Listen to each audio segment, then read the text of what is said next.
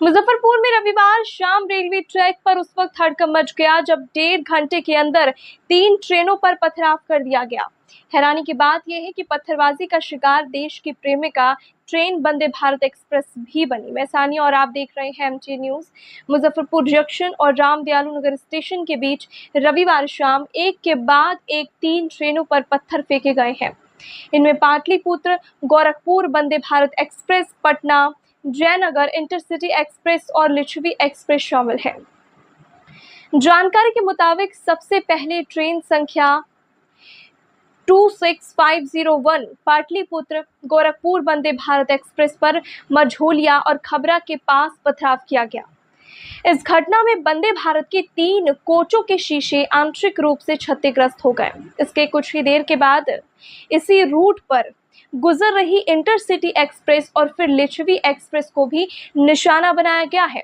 लगातार 3 ट्रेनों पर पथराव की सूचना मिलते ही रेलवे सुरक्षा बल और रेलवे पुलिस में हड़कंप मच गया। मुजफ्फरपुर और हाजीपुर आरपीएफ की टीम तुरंत ही मौके पर पहुंची और जांच शुरू कर दी गई।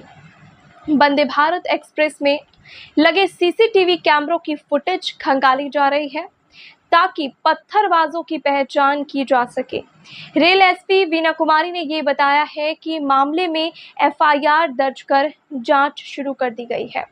शुरुआती जांच में आशंका जताई जा रही है कि रेलवे लाइन किनारे मौजूद कुछ लोगों ने गुजरती ट्रेनों पर पत्थर फेंके। स्थानीय इनपुट के आधार पर यह भी माना जा रहा है कि ट्रक के किनारे खेल रहे बच्चों द्वारा शरारत पत्थरबाजी की गई हो सकती है। हालांकि पुलिस किसी भी अन्य साजिश के एंगल को नजरअंदाज नहीं कर रही है। फिलहाल आरपीएफ और स्थानीय पुलिस आसपास के गांव में पूछताछ कर रही है ताकि इस घटना के जिम्मेदार लोगों तक पहुंचा जा सके। अब सबसे बड़ा सवाल यही है कि आखिर देश की हाईटेक और प्रीमियम ट्रेनों तक पर पत्थरबाजी कब रुकेगी और यात्रियों की सुरक्षा की जिम्मेदारी कौन लेगा?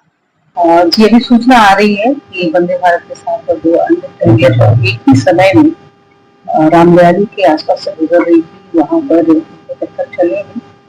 एक में हमारे स्टाफ पार्टी भी है, उन्होंने भी सूचना दी है और इसकी जांच हो रही है। उस जगह पे एरिया डोमिनेशन हम लोग कर रहे हैं। प्रथम दृष्टया वहाँ बच्चों के खेलने और उनके द्वारा ये करने की बात आई है, लेकिन इस पर हम लोग गंभीरता से जांच कर रहे हैं। दोषियों को चिन्हित करके और हम लोग उसका कार्रवाई करेंगे। अभी तक ऐसी सूचना नहीं है और सीखे टूटने की सूचना है। आरपीएफ ने इस पर केस दर्ज किया है और उस पर आगे कार्रवाई